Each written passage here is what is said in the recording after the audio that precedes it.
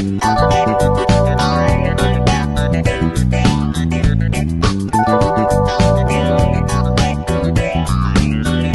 warahmatullahi wabarakatuh. Selamat datang kembali di podcast Mat Sedelawangi.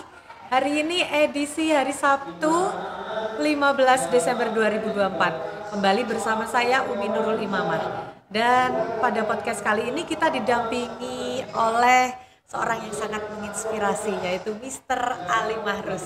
Ya, beliau adalah seorang punggawanya pramuka di MTSN 8. Assalamualaikum. Waalaikumsalam. Saya enaknya panggil Mister apa kakak ya? Di pramuka biasanya kakak. Tapi karena terlalu populer panggilan Mister, it's okay sih. Okay. Ya, kakak aja ya. Boleh, karena boleh. Tema kita hari ini tentang pramuka. Oke, baik. Gitu. Bersama saya Kak Umi gitu ya. Oke. Iya. Ya, ini sepertinya kan hari ini ya, 2 hari belakangan ini sepertinya pramuka sangat sibuk sekali. Ini ada kegiatan apa saja? Mungkin Kak Ali Mahrus bisa bercerita sedikit tentang kesibukannya. Oke, baik. Sebagai rangkaian dari kegiatan kepramukaan dalam satu semester, maka ini merupakan evaluasi. Evaluasi diadakan setelah latihan beberapa kali pertemuan, kita mengadakan evaluasi kenaikan tingkat namanya. Untuk kelas 7 satu semester itu idealnya sudah menaik dari penggalang menjadi penggalang ramu. Jadi kita butuh waktu 2 hari. Kemarin kita mengisi masalah ujian-ujian secara teori. Hari ini seperti yang kedengaran di luar sana itu adalah siaran yang sedang pemberangkatan kegiatan berjari. Juga dalam rangka untuk uji kemampuan mereka dalam bidang kepramukaan seperti itu. Jadi pesertanya hanya dari kelas 7 aja? Mereka dari kelas 7 yang sudah lengkap persyaratannya dan memenuhi syarat untuk dinaikkan tingkat menjadi penggalang ramu. Oke. Ini berapa orang pendampingnya, Mister? Pendampingnya semua anggota DG yang terlibat dan kemarin baru dilantik, kemudian dengan DG yang sudah purna dari kelas 9 itu juga mendampingi adik-adik dalam rangka untuk berproses. Jadi yang mereka lakukan adalah pembelajaran yang terus turun-temurun, di mana ada adik yang DG sedang melaksanakan tugas, maka kakaknya harus mengawasi. Dan pembinanya kita ada berlima, karena sebagai ciri khas dan prinsip dasar kepramukaan itu harus ada kehadiran orang dewasa dalam membina atau giat apapun dalam kepramukaan. Jadi yang perlu jadi catatan ini ya, salah satu prinsip dasar kepramukaan itu adalah kehadiran orang dewasa. Apapun kegiatannya, orang dewasa harus datang pada kegiatan kepramukaan. Dalam sistem amongnya boleh menggunakan engar sosung tulodo ketika mereka adalah siaga, kemudian ing madya mangun karso dalam artian ada di tengah-tengah adik-adik ketika untuk usia penggalang, untuk penegak tuturi handayani. Nah, yang kita pakai hari ini adalah ing madya mangun karso. Karena kenapa? Mereka adalah pramuka penggalang, mereka butuh berproses dalam kegiatan, masih butuh bimbingan, butuh motivasi, butuh contoh, sehingga mereka akan hadir di tengah-tengah kita. Mohon maaf, dalam artian ini pembina itu wajib hadir di tengah-tengah mereka dalam bergiat. Demikian. Oke, pesertanya berapa? Hampir sekitar 365 total, dengan DG-nya ada 400-an hari ini yang bergiat dalam perjari kali ini. Oke, memang dari pagi kelihatan sangat semangat sekali ya. Oke, ini ya. Betul. Untuk madrasah sendiri, Mister, ke depannya pramuka ini akan mengikuti, kan beberapa kali sudah memenangkan beberapa perlombaan ya. Anak-anak sangat kompeten sekali kalau dalam baris berbaris. Kedepannya ada lomba apa lagi? Oke, baik. Untuk mengukir prestasi anak-anak itu merupakan salah satu prinsip dasar kepramukaan. Yang ketiga itu adalah prinsip dasar penghargaan. Dan kompetisi itu ada. Memang pramuka tujuannya apa? Kok dikompetisikan? Biar mereka semangat dalam berlatih, ada motivasinya dan ada tujuannya. Setelah mereka mencapai apa yang diinginkan, kita sebagai orang dewasa bertugas untuk memberi penghargaan kepada mereka berupa reward, hadiah, sertifikat dan sebagainya. Jadi dalam kepramukaan itu, metode kepramukaan yang digunakan adalah sistem penghargaan di sini dan sistem kompetisi. Maka tidak salah ketika kita mengikut sertakan adik-adik kita dalam berbagai ajang kompetisi. Meskipun tujuan awalnya bukan untuk menjadi juara, tetapi lama-kelamaan ketika mereka sudah terbiasa berlatih, disiplin yang tinggi, dan alhamdulillah pada beberapa bulan ini kita borong ada sekitar 10 piala kita dapatkan dalam kurun 2 bulan. Itu merupakan bukti bahwa mereka betul-betul ada motivasi untuk memperbaiki diri dan berkompetisi dalam skill kepramukaan. Demikian. Iya, benar sekali. Memang kalau saya sendiri kalau di kelas itu ya memang tampak beda sekali antara anak yang mengikuti DG dan siswa yang tidak mengikuti. Tampak beda dari kedisiplinan, kerapian, sangat berbeda sekali. Mungkin salah satu dampak positifnya ya yang dirasakan dari mengikuti pramuka itu tadi ya. Baik, seperti ini Kak Umi ya. Seperti ini yang terjadi itu. Zaman sekarang itu rata-rata anak-anak Gen Z ini lebih menggunakan gadget sebagai media atau teman mereka bermain. Ya, kehidupan mereka, sosial mereka itu berkurang. Iya.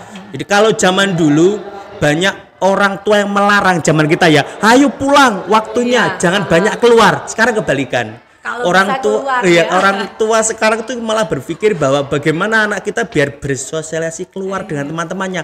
Ojo HP-an tok rek gitu ya. Jadi karena itu membatasi. Akhirnya yang terjadi adalah banyak hal kekhawatiran sebenarnya. Kita pramuka punya tanggung jawab besar untuk membuat adik-adik itu dalam memperbaiki masa depan mereka. Jadi jangan sampai kita memanjakan anak-anak sekarang. Nggak apa-apa anak sekarang itu menderita dalam artian sedang berproses untuk memperbaiki masa depan. Daripada besok ketika dewasa mereka tidak bisa apa-apa. Seperti itu kayaknya. Jadi rata-rata ternyata orang tua sekarang yang eman ketika anaknya itu sedikit rekoso karena sedang berproses. Padahal itu lebih bagus daripada mereka nanti rekoso masa tua nggak bisa apa-apa anaknya. Demikian gitu ya. Memang anak sekarang ini istilahnya itu mager ya. Ya bisa dibilang seperti itulah. Iya, anak-anak lebih malas untuk bergerak. Untuk siswa-siswa yang ikut pramuka sekarang itu adalah salah satu agar anak-anak juga bisa bergerak gitu ya. Oke ya, betul. Mengikuti skill tentang survival loh. Saya pengetahuan ke alam gitu ya. Iya. Survival juga agar anak-anak bisa keluar dari zona nyamannya juga gitu ya. Ya, setidaknya untuk hari ini anak-anak fisiknya pun sudah bisa mendekat dengan alam karena nanti akan kita lewatkan dengan medan-medan ada perkebunan, hutan, air. Untuk hari ini kita dekatkan mereka dengan alam karena biar mereka yang selama ini mungkin ada beberapa yang eman untuk ke alam terbuka yang hanya di kamar saja. Hari ini kita ciptakan mereka atau kita ajak mereka untuk berkeliling alam sekitar sekolahan kita yang beraneka ragam seperti ini. Ini gitu. Apa nama kegiatannya Perjari ya? Ya, Perjari dalam rangka kenaikan tingkat atau ujian penggalang ramu. Ini lokasinya kemana saja? Perjalanan kira-kira akan menempuh waktu sekitar 4 jam. Dalam kita bagi dengan beberapa pos yang pertama terkait pos ketangkasan dan kedisiplinan, kemudian keterampilan, dasar dharma, pioneering, fisik dan keagamaan, semua tercover dalam 6 pos yang nanti adik-adik harus melewati semuanya karena di sana merupakan ujian yang terstruktur sesuai dengan kurikulum kepramukaan yang ada di SKU tersebut. Kegiatan puncak dari kenaikan tingkat ini kapan? Nah, kenaikan tingkat nanti selesai maka adik-adik ketika sudah menyelesaikan SKU sekitar ramu itu ada sekitar 30-an. Kemarin sudah kita selesaikan 10, hari ini kita selesaikan 10 dan setelah puncaknya kita adakan kegiatan pelantikan mereka dan idealnya untuk semester 1 akhir ini adik-adik sudah menyelesaikan SKU penggalang ramu untuk kelas 1-nya. Demikian. Hari ini, besok ada lagi acaranya? Besok sudah selesai. Sudah selesai. Akan pelantikan kita lakukan ketika Jumat depan. Insya Allah seperti itu pengukuhannya. Ini melihat antusiasme anak-anak juga sangat disayangkan ya. Kalau sebagai pembina jenengan nggak semangat juga ya. Iya. Karena ketika mereka semangat sebenarnya itu merupakan energizer bagi saya untuk lebih semangat lagi gitu ya. Demikian. Ya, mungkin Kakak Ali sudah ditunggu di bawah ya. Oke.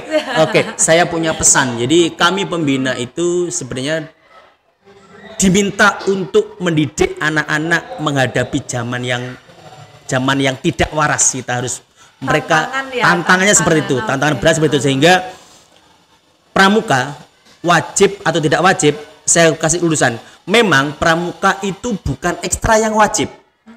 Ya, dari dulu prinsip dasar kepramukaan sukarela.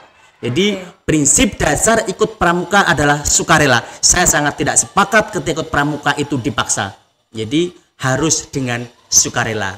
Karena kalau tanpa dipaksa, pelan-pelan nanti akan jatuh cinta dan sangat cinta dengan pramuka. Lama-lama akan punya satu hati satu pramuka. Demikian Kak Umi. Iya. Yang terakhir ini. Oke, baik. Harapan ke depan untuk pramuka secara umum, bahkan secara khusus untuk madrasah. Harapannya apa? Baik, ini problem nasional. Pramuka sebagai salah satu-satunya ekstra yang diundang-undangkan di negara Republik Indonesia tetap bisa diakui keberadaannya dan orang paham bahwa ini merupakan organisasi yang bisa digunakan membentuk karakter.